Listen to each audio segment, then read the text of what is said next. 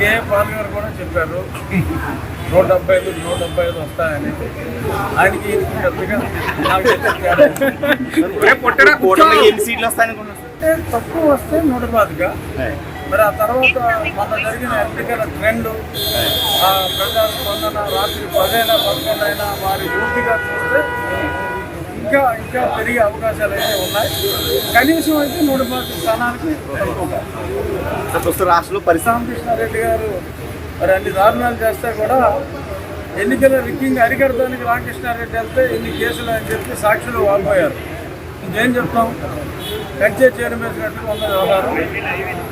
అంతే 4వ తారీఖు యువజన శ్రామిక రైతు కాంగ్రెస్ పార్టీకి అధికారం నిర్వహిస్తాం. ఆ కర్మలో మరి అందరూ కూడా పాల్గొంటారు. కే పాల్ గారు కూడా చెప్పారు 175 వస్తాయని. ఆయనకి పెద్దగా నాకు ఎన్ని సీట్లు వస్తాయనుకున్నారు? అంటే తక్కువ వస్తే 125గా, మరి ఆ తర్వాత మన జరిగిన ఎన్నికల ట్రెండ్, ఆ ప్రజా స్పందన రాత్రి 10 అయినా 11 అయినా వారి పూర్తిగా చూస్తే ఇంకా ఇంకా పెరిగే అవకాశాలు అయితే ఉన్నాయి. కనీసం అయితే 125 స్థానానికి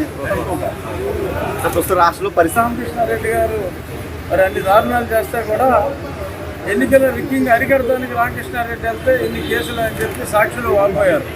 ఇంకేం చెప్తాం? కంచే చేరమేసినట్టుగా ఉన్న వ్యవహారం.